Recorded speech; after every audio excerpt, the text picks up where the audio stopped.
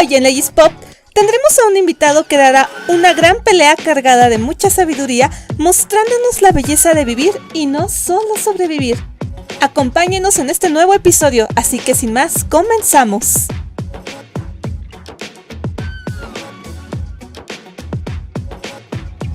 Muy buenos días, tardes o noches o la hora en la que ustedes estén viendo este podcast. Les habla Nayemil y espero que se encuentren de maravilla. Pues bueno, estoy muy feliz porque hoy en este espacio estoy sumamente honrada por la presencia del invitado que tenemos para este nuevo episodio de Leyes Pop y quien amablemente aceptó participar en esta nueva emisión. Pero déjenme les platico un poco acerca de nuestro invitado. Él es profesor e investigador de la Facultad de Derecho de la UNAM, coordinador y autor de diversas obras como lo son Los derechos en serie, El derecho laboral en el cine, El árbol de la democracia, entre otras tantas, además de que él es conferencista a nivel nacional e internacional. Además de todo lo anterior, él es licenciado en Derecho, como lo comenté antes, pero también cuenta con las licenciaturas en Ciencias de la Comunicación, Psicología y Filosofía. Algunas de sus líneas de investigación son derechos humanos, la relación entre arte y derecho, la vinculación derecho-política, así como el periodismo jurídico, además de otros tópicos relacionados con la enseñanza del derecho, la filosofía del derecho y la perspectiva jurídica. Así que, mi estimada audiencia, démosle un fuerte aplauso a nuestro invitado, Walter Arellano. Gracias. ¿Cómo estamos, Nayemil? Qué gusto estar aquí en Leyes Pop. La verdad es que yo creo que debemos de hablar mucho de cultura popular, de cultura pop y de arte y derecho, ¿no? Yo creo que este canal es un gran espacio para justamente problematizar esa cosa que a veces pasa como si fuera algo de gente ociosa, ¿no? O sea, como si realmente la relación arte y derecho fuera algo al margen del derecho, y al contrario, realmente es un espacio muy bueno para criticar, ¿no? Y poner, ¿no? Frente al espejo qué es lo que se piensa cuando la gente piensa en derecho, ¿no? A veces la cultura popular nos muestra más una idea más clara del derecho que la propia doctrina, ¿no? Como diría Gutiérrez y González en Derecho Administrativo de la Mexicana. Una cosa es la cuestión teórica y otra cosa es el derecho que se vive. Y la cultura popular a veces refleja justamente el derecho que vive la gente, el imaginario social que hay respecto al derecho. Entonces yo creo que estos espacios, ¿no? Aunque esencialmente pues también son lúdicos, ¿no? Pues en realidad a veces no hay nada más serio que el juego, ¿no? Entonces cuando uno está jugando no hay nada más serio que el juego, ¿no? Tú acabas de darle al clavo y justamente ahorita un poco parafraseando las palabras del crítico de televisión Álvaro Cueva, que de hecho lo mencioné en un capítulo pasado de Jurisprudencia. Él mencionaba que básicamente a la televisión se le tomaba como la caja idiota. Digo, hablando de un medio un medio de transmisión de la cultura popular, ¿no?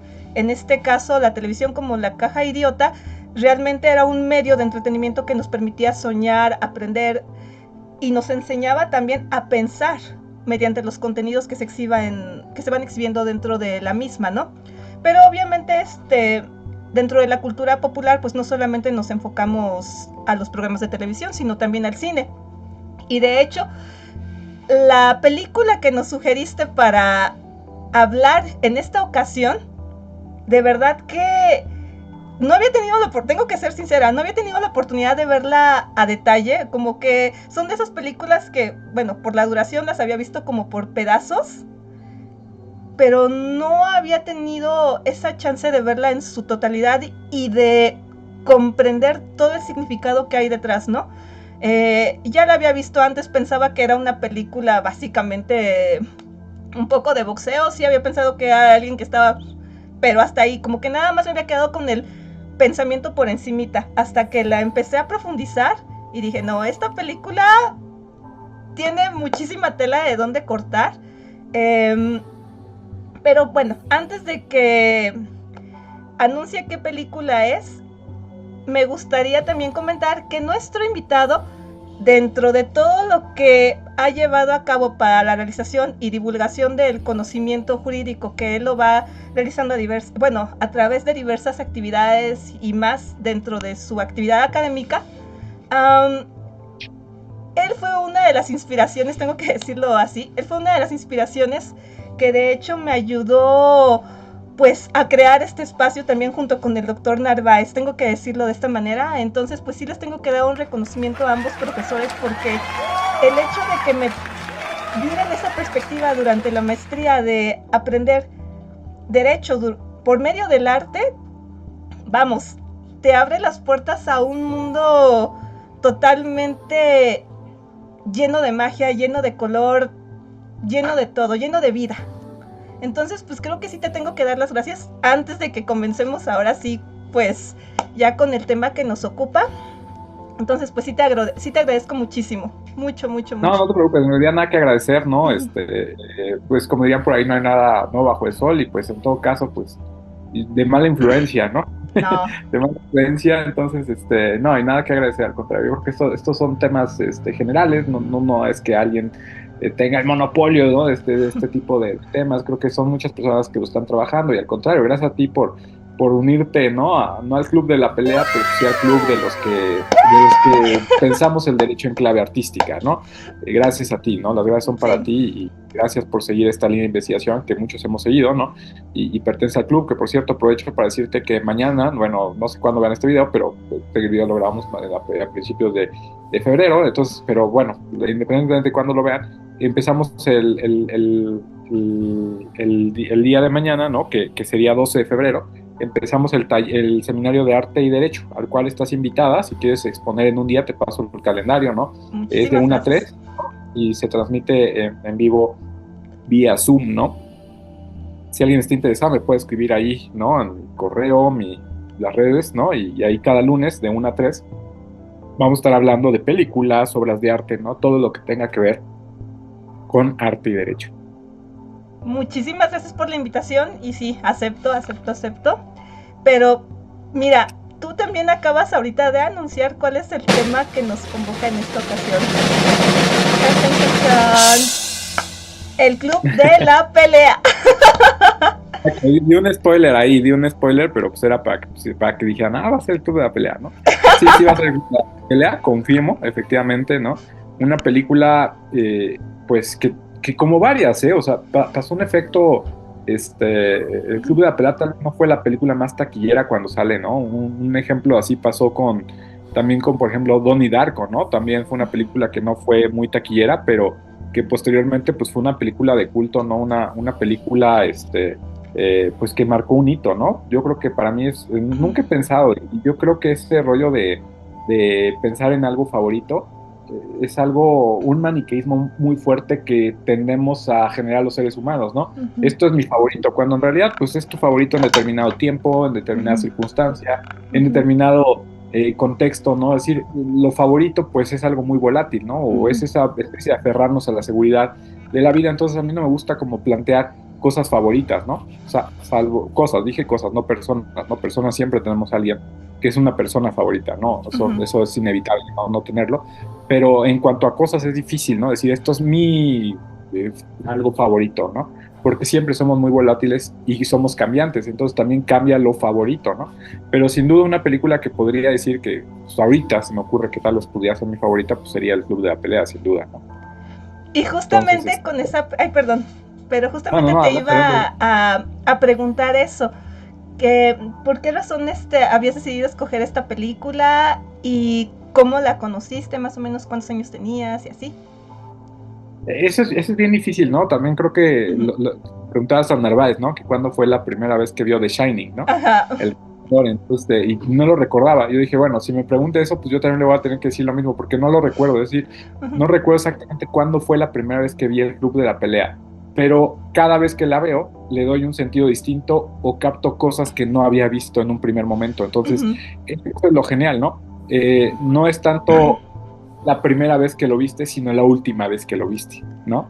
O sea, Sí. impacta, seguramente me impactó la primera vez, pero seguramente la primera vez que lo vi desde una perspectiva muy superficial, como decías tú, ¿no?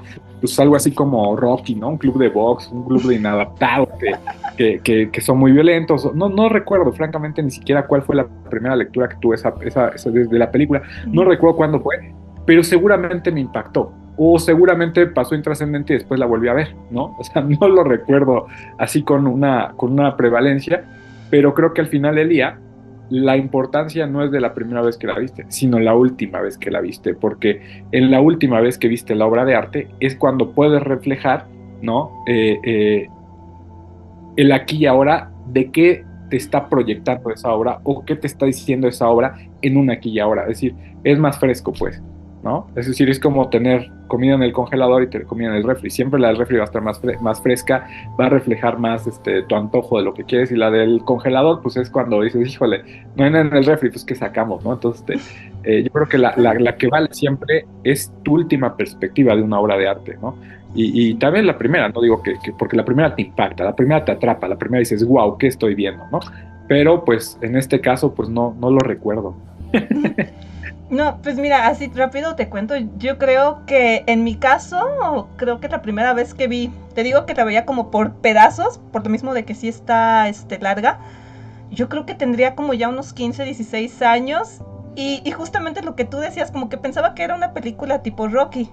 Que de hecho ahora también Rocky de adulta, o sea, le doy un significado totalmente diferente al que le daba de niña. Porque de hecho la saga de Rocky es una de las sagas favoritas de mi papá, junto con las de Star Wars y varias, ¿no? Del Padrino y así. Ah, el Pero, padrino.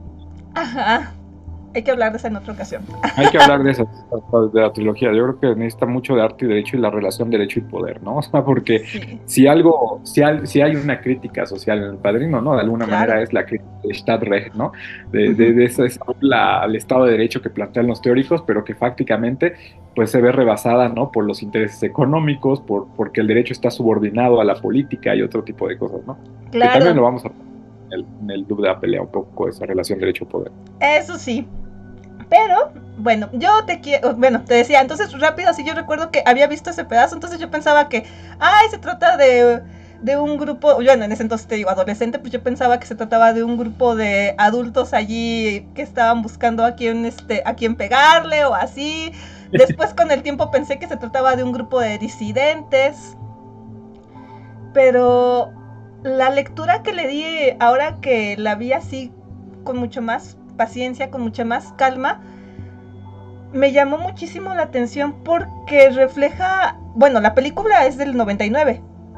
pero perfectamente si me hubieras dicho la película se estrenó ayer, o sea, estaba totalmente actualizada por una cuestión que desgraciadamente no ha hecho sino ir eh, empeorando, que es el tema de la salud mental masculina en específico. Exactamente, ¿no? Eso es bastante interesante. Tiene muchas lecturas que podemos darle al club de la pelea, ¿no? O sea, yo creo que en cuestión jurídica, yo siempre digo, tenemos que ver la metodología, ¿no? Metodológicamente, cómo tomamos una película Sí. como objeto de estudio, ¿no? La primera cuestión que podemos notar cuando nosotros tomamos una película como objeto de estudio es, uno, no solamente ver la película, ¿no? Y eso lo decía justamente, me invitaron con el doctor Calvo en la Universidad Panamericana, con una materia que está dando de Cine y Derecho en la Universidad Panamericana, lo cual celebro y se me hizo genial. Este, eh, pues algo bastante interesante. La película no solo es la película, es el contexto en el que se escribió la película, en el que se hizo la película, en la que salió la película, porque de alguna Claro. manera las películas y el cine reflejan las ansiedades sociales, ¿no? Refleja Sí. las ansiedades sociales. Entonces, una película nos está diciendo qué le importa a un contexto determinado, qué preocupaciones tiene la gente en un contexto determinado, por qué ese autor escribió lo que tenía que escribir y no otra cosa. Evidentemente, hay dos cosas que influyen notoriamente en lo que está pensando alguien, ¿no? La primera, el contexto, ¿no? El contexto económico, político, social, y la otra, la circunstancia, la historia de vida de esa persona, ¿no? Lo que está viendo. Entonces, en el club de la pelea, de alguna manera, estamos viendo uno de los grandes problemas que empieza a verse desde hace muchos años y que por supuesto sigue latente, ¿no? El problema del sentido de la vida, ¿no? Cómo como de alguna manera, llenado o dotado, significado como sujetos de consumo, ¿no? Como sujetos de consumo, y que al final de cuentas estamos inmersos en una crisis colectiva existencial, ¿no? De justificación en nuestra propia existencia en un mundo que nos dice el sentido es consumir, ¿no? El sentido es consumir. Y que por supuesto eso genera un tema que nosotros podemos ver, y ahí es donde viene la cuestión metodológica, es decir, vemos el contexto. Y lo otro es, ¿qué problemas jurídicos podemos encontrar en el Club de la Pelea? Yo encuentro varias directrices. La primera, podríamos analizarlo a partir del derecho a la salud mental, porque el problema al final del día del protagonista es que está inmerso en una dinámica laboral, ¿no? En un contexto en donde su principal felicidad es consumir y llenar lo que llama el síndrome de IKEA. No sé si recuerdas esa parte, Nayemil, ¿no? El síndrome de IKEA, ¿no? O sea, si él ve un mueble... cositas así, todo lo que veía. Exactamente, para llenar su departamento, y así es como justifica su existencia. En ir en un trabajo que notoriamente tiene, y ahí está el otro problema legal, ¿no? Notoriamente tiene afectaciones al consumidor, violenta reglas básicas de seguridad, porque trabaja en una empresa que se encarga de burlar el tema de la seguridad de los automóviles, ¿no?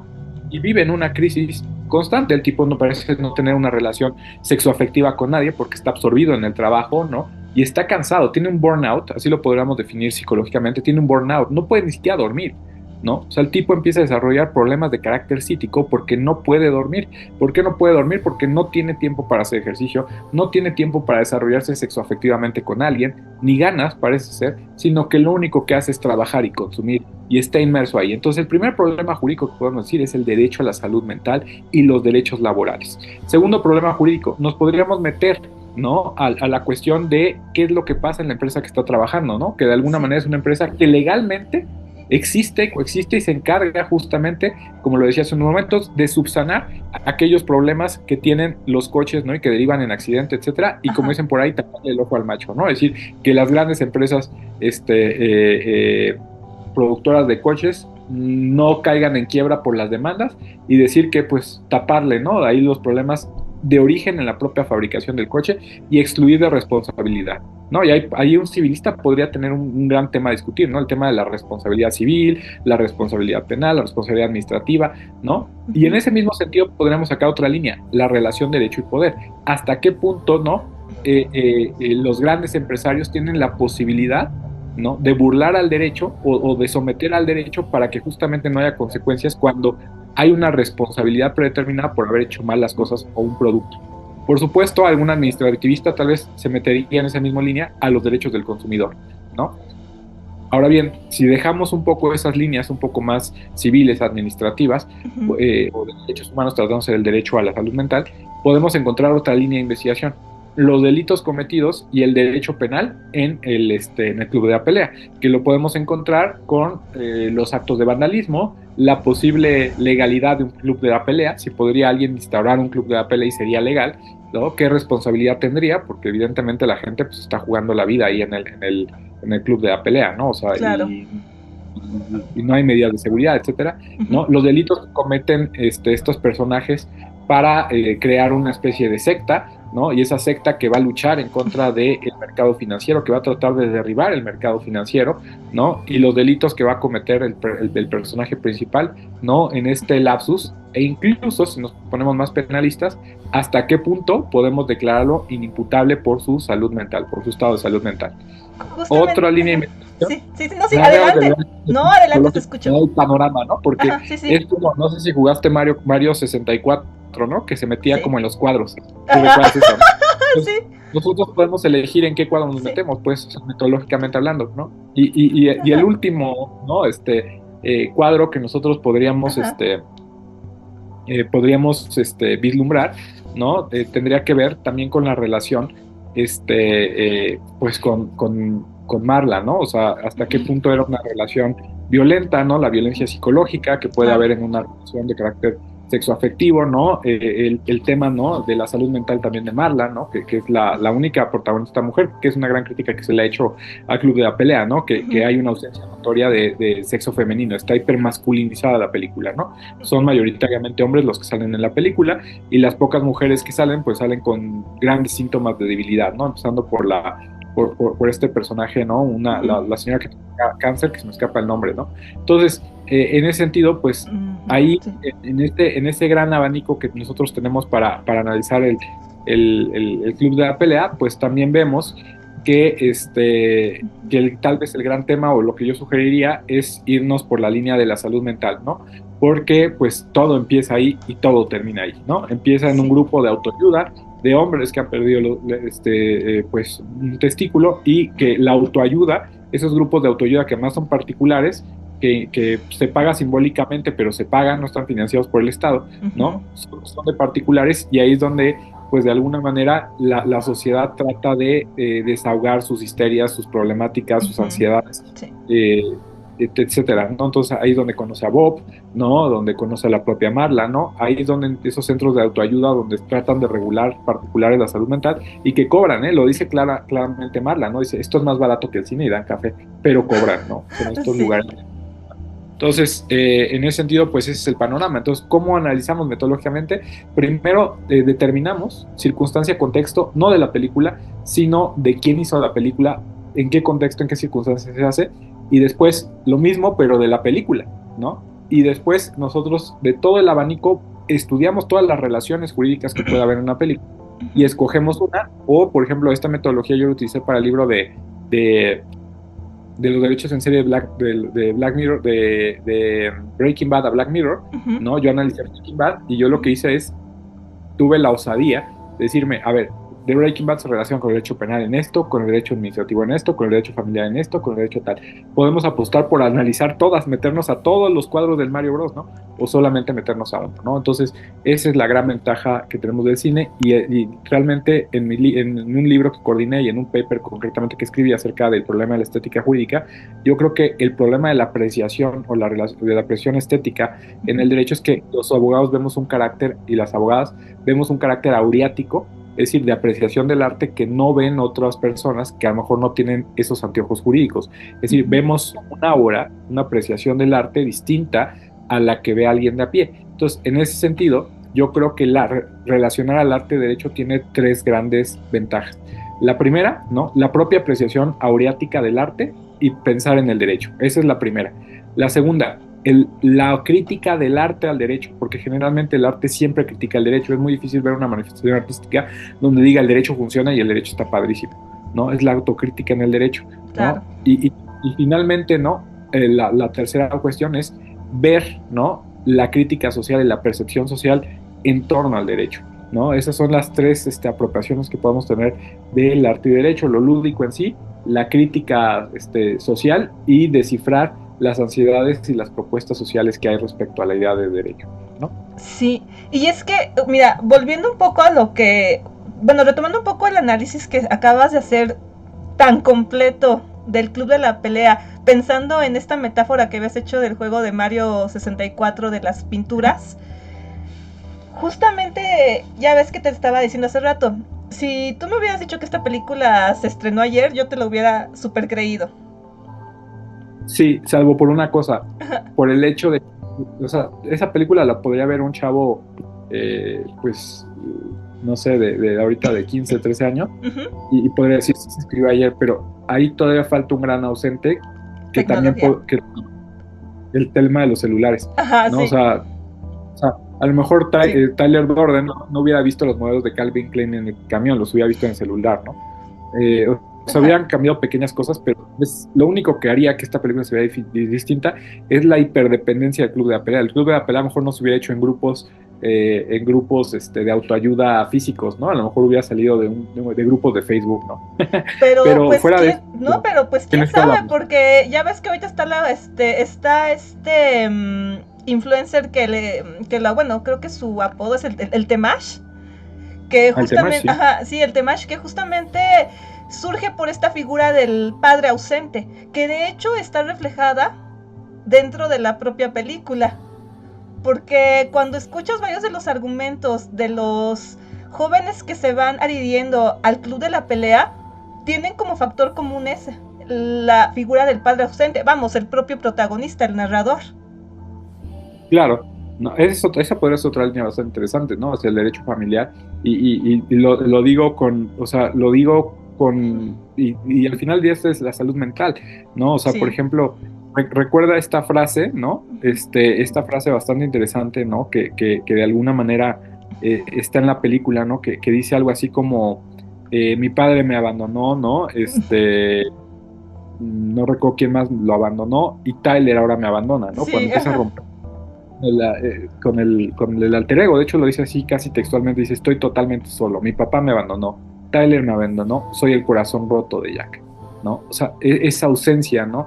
Esas ansiedades sociales que generan nuestras propias relaciones laborales, y son muy, eso del abandono familiar es la manifestación del patriarcado, ¿no? Por ejemplo, cuando dice Jack, ¿no? Que obviamente tiene un problema psicológico relacionado con la pérdida, ¿no? Dice, somos una generación creada por mujeres, ¿no? Y parecía ser que eso dirías, pues eso es muy con perspectiva de género, ¿no? Dice, somos una generación de hombres creados por mujeres. Me pregunto si lo que necesitamos realmente es otra mujer, pero realmente ese es el patriarcado puro.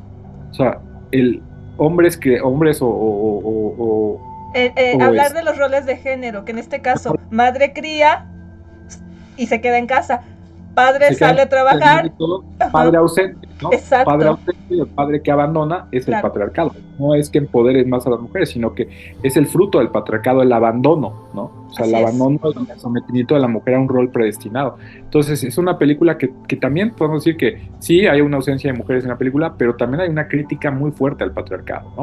O sea, de que gran parte de la soledad, la justificación del estado deplorable de salud mental al que llega Jack, el protagonista, ¿no? Y que termina creando un alter ego Dorten, Tyler Durden, ¿no? Es de alguna manera debido a su ausencia de figuras paternas, al patriarcado puro, ¿no? El hombre deslindándose de su responsabilidad en la formación de los hijos o en las paternidades presentes, ¿no? Así es. Y es que justamente es muy fácil, sobre todo ahora con la proliferación de tantas sectas, justamente revisar, ir checando cuáles son las vulnerabilidades de ciertas personas para hacerlas adeptas a ciertas cuestiones. Lo vemos con la cienciología, por ejemplo. Claro, definitivamente, ¿no? Entonces, el club de la pelea, como te decía al principio, marca esas ansiedades sociales. Y si nosotros vemos una crítica social, que puede ser otra línea, ¿no? El derecho es totalmente secundario, ¿no? Si que podría ser otra línea de investigación, es el tema de la corrupción, porque al Ah, final de sí. cuentas, las autoridades están ligadas al club de la pelea. Es decir, cuando Jack se entrega y dice, y empieza a tener como lapsus de cordura, cuando ya está en contra empieza a ser él y su alter ego se le va de las manos, dice, Sí. ¿saben qué? Agárrenme, tengo un club clandestino, vengo a declarar todo, quieren incendiar la calle financiera, etcétera, y las propias autoridades lo agarran y le dicen, usted mismo nos dijo, y están metidas, ¿no? Entonces vivimos Sí. en esa inercia social donde el derecho pues parece estar en otro plano, ¿no? Solamente cuando está acuerdo se recuerda del derecho, cuando matan a Paul Thompson, ¿no? Que Ujú. dice, name is Paul Townsend, ¿no? O sea, y que Eh, dice, ya ajá. entendimos Paulson, cuando creo. Ajá. Ajá. Paulson, ¿no? Ajá. Ya entendimos que es Meatloaf, en paz descanse, ¿no? Es Sí. Bob, ¿no? Ajá. Entonces, Bob de alguna manera muere y ahí dice, ¿qué están haciendo? ¿No? Esto sí, o sea, nos van a cachar, esto no es evidencia, etcétera. O sea, el derecho está al margen. O sea, el derecho es algo accesorio, ¿no? Algo que es irrelevante en el club de la pelea. Ahí no importa el derecho, ¿no? El derecho es algo circunstancial, algo que si nos, en un escenario posible, pero no es problema para un tipo un tipo de narcisista como es Tyler Durden, ¿no? Que puede manipular, que puede de alguna manera hacer su voluntad frente a otros, que logra imponer su voluntad, ¿no? Entonces, el derecho es algo irrelevante. Sí importa para Jack, que esté en sus cinco sentidos, pero para alguien, ¿no? Que tiene todo un plan político y de manipulación, no es algo que le preocupe. A Tyler Durden no le preocupa la persecución policial, a Tyler Durden no le preocupa si está incurriendo en un delito, no, a Tyler Durden le importa sus planes, ¿no? Así es, y de hecho, desde el momento en el que muestra un acto tan simple como la creación del jabón, se muestra cómo ese alter ego, o sea, es capaz de hacer lo que sea, desde Otra agarrar línea, simplemente la podemos grasa. analizarlo. Ajá. Exactamente, desde el tema de la salubridad, ¿no? Y el consumo de ciertos productos, Sí, o sea, el mensaje de los jabones es, todo es susceptible a ser así es. vendido, incluso los desechos humanos, ¿no? O sea, vivimos en una época del hiperconsumo, y claro, alguien que trabaje temas de derecho a la salud, ¿no?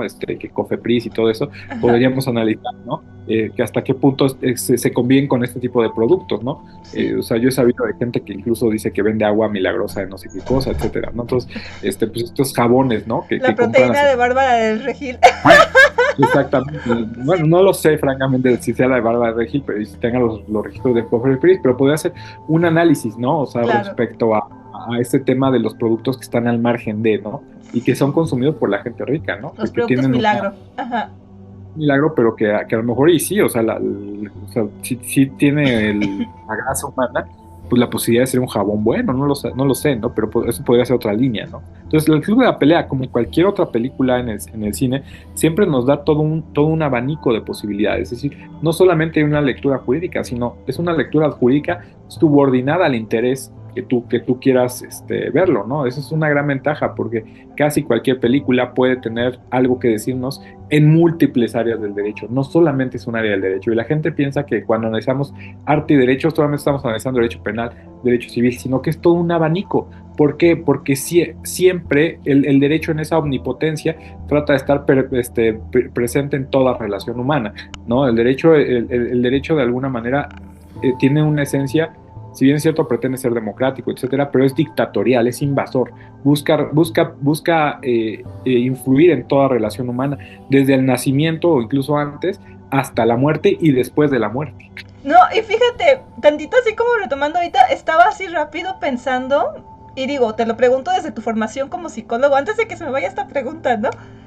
¿Cómo era la figura del alter ego? ¿Cómo se veía el protagonista reflejado en otra persona, hasta en el aspecto físico? ¿Cómo queda retratado? O sea, es una película tan cargada de semiótica que vaya, o sea, Sí, la no, verdad me voló la totalmente. cabeza. Ajá. No, totalmente. El club de la pelea algo tiene uno que ver con detenimiento, ¿no? Hay Sí. frases que nos hacen reflexionar, ¿no?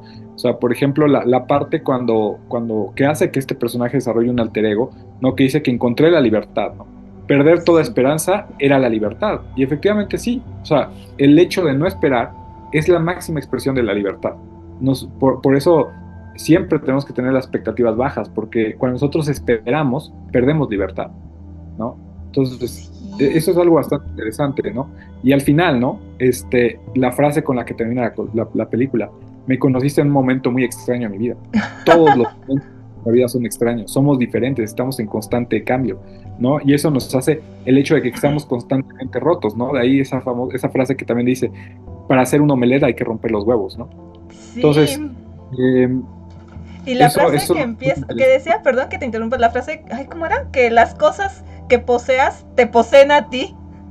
Sí, no, claro, eso viene de un adagio oriental que dice, una cosa es la felicidad, muchas cosas te hacen esclavo de las cosas, ¿no? Y eso es Ah, algo ok. bastante interesante porque, de hecho, lo dice totalmente aquí, ¿no?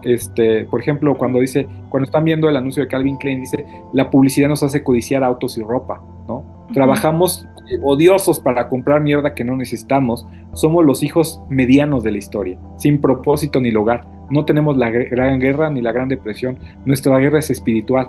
Nuestra gran depresión son nuestras vidas, ¿no? Eso es genial. Eso refleja el problema de salud mental y la magnitud del problema de salud mental que vivimos en nuestro contexto y cómo el derecho a la salud mental está Sí. en una verdadera coyuntura y no le estamos dando la importancia que se requiere.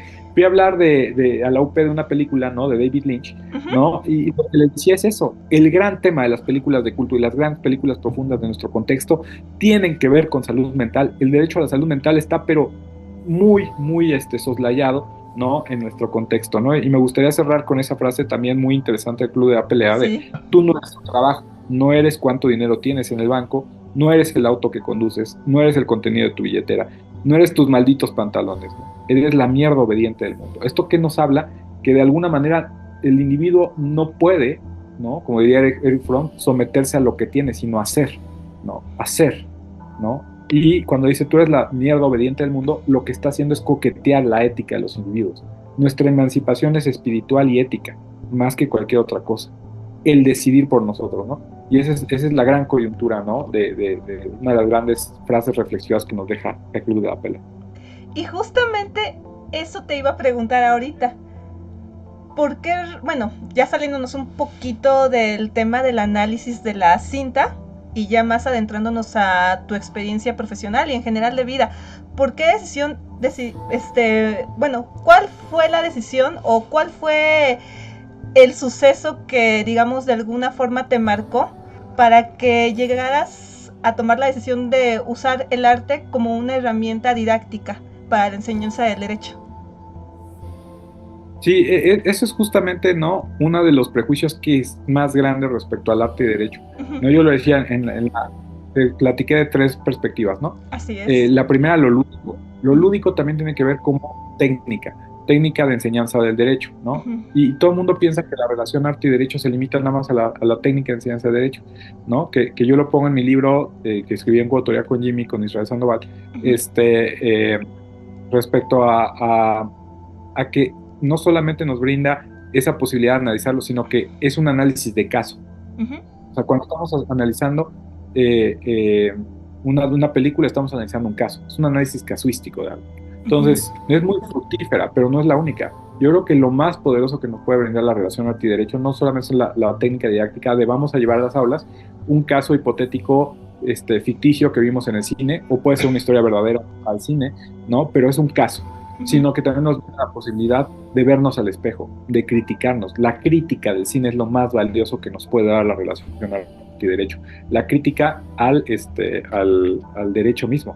Eso es lo más valioso que podemos tomar, ¿no? Y sí, claro, sirve como herramienta didáctica, está padrísimo. Y claro, yo lo llego a usar, ¿no? En algunos momentos lo llego a usar en mis grupos de licenciatura, pero lo más valioso que nosotros podemos ver es justamente eso.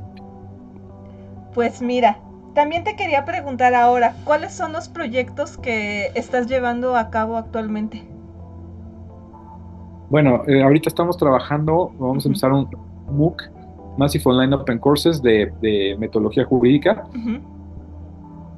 Creo que este año estoy muy interesado en que en derecho se fortalezca esa parte metodológica. Nosotros como abogados y abogadas no tenemos una tradición metodológica tan consolidada como la tienen las personas psicólogas, las personas en filosofía, las personas en economía. Es una tradición que apenas empieza a fortalecer, ¿no? Técnicamente y epistemológicamente nuestra tradición no es muy sólida, y lo digo no con un tono, ¿no?, de superioridad moral o intelectual de ninguna manera, pero sí en un tono, pues, de autocrítica a quienes nos dedicamos a las artes pues jurídicas, por así llamarlo, ¿no? Creo que nos falta mucho fortalecer eso, ¿no?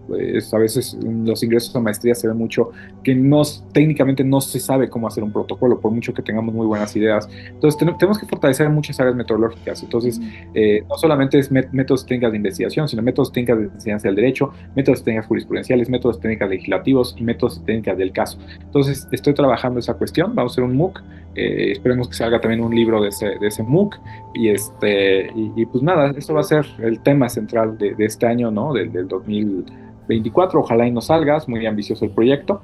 En cuanto a arte y derecho, pues todos los lunes de 1 a 3 en Zoom, ¿no? Ahí les paso el link si ustedes desean.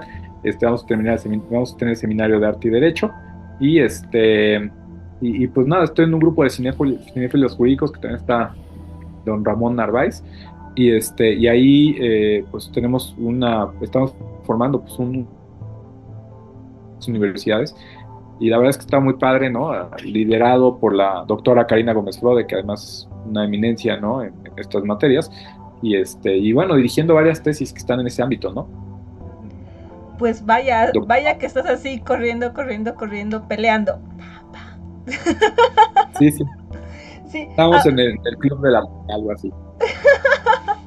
Sí, wow. Pues mira, Walter, de verdad que esta charla ha sido deliciosa en todos los aspectos, ha sido muy nutrida, sobre todo porque desmenuzaste el club de la pelea, bajo diversas aristas. Y sobre todo enfocándonos, como lo había comentado antes, en la gran problemática clave que tú bien lo acabas de decir, es la salud mental. Pues bien, te quiero dar las gracias por haber aceptado venir a este espacio Legispop. Está abierta la invitación para que hables del Padrino, de la trilogía del Padrino en futuras ocasiones. Porque sí, esa también Es está genial. buena. Sí, está buena. No, es genial. Sí, está La muy, otra muy buena. que podría haber mil. Sí, no, claro, y tuve la pelea también, o sea, es que el cine es algo maravilloso y creo que al final de cuentas el cine es algo extremadamente didáctico, o sea, el fin del cine, bueno, el fin de la vida es el aprendizaje, ¿no? Claro. El fin de la vida es el aprendizaje, pero el cine nos ayuda mucho para eso, ver un cine es aprender, por eso el poder cultural que tiene la industria cinematográfica, ¿no? Y también puede ser peligrosa, puede ser utilizada para bien, para mal, ¿no? Para adoctrinar, este, pero bueno, vamos a tomarlo por el lado positivo, para hacer pensar y reflexionar acerca de nuestra propia existencia. Perfecto. Y por último, ¿nos puedes indicar de qué manera te podemos encontrar en redes sociales? Claro, mira, no soy la persona más influencer o más activa en redes sociales, de hecho ya últimamente ya no trato de no publicar mucho, ¿no? Trato de tomar mi posición de humildad frente al mundo y ser más espectador, ¿no? Yo creo que tengo más que escuchar que decir, entonces soy más espectador, no genero muchos contenidos, pero me pueden encontrar en mi página www.waltermarellano.com, ahí vienen todas mis redes sociales, Facebook, Twitter, bueno, X, ¿no? Y academia.edu, ¿no? Tengo por ahí Instagram, pero francamente ni siquiera tengo la aplicación, o sea, yo ya me resigné a que generacionalmente ya no le entiendo, ¿no? Al Instagram, entonces no lo consulto, sí lo tengo, ¿no? Tengo una cuenta, pero no subo contenido, ni veo contenido, o sea, ni siquiera tengo la aplicación, entonces también estoy en Instagram, ¿no? Si alguien quiere seguirme para ver si un día publico algo, pues con todo gusto ahí está también el Instagram. Entonces soy Walter Marellano, Walter Marellano. Pues muchísimas gracias por haber aceptado venir a Legispop. Y bueno, mi estimada audiencia, pues les agradezco muchísimo que hayan llegado hasta el final de esta entrevista. Y si les gustó, les agradeceré mucho si me apoyan con sus pulgares arriba, si comentan y si comparten este material con todos sus contactos en sus redes sociales. Y ya que andamos en esas, síganme en mis propias redes sociales que van a aparecer en pantalla en estos momentos. Suscríbanse a este espacio y denle clic a la campanita para que YouTube les notifique cuando subo nuevo contenido. Y les agradezco de corazón que hayan llegado hasta este punto. Deseando que tengan un excelente día. Hasta la próxima. Bye.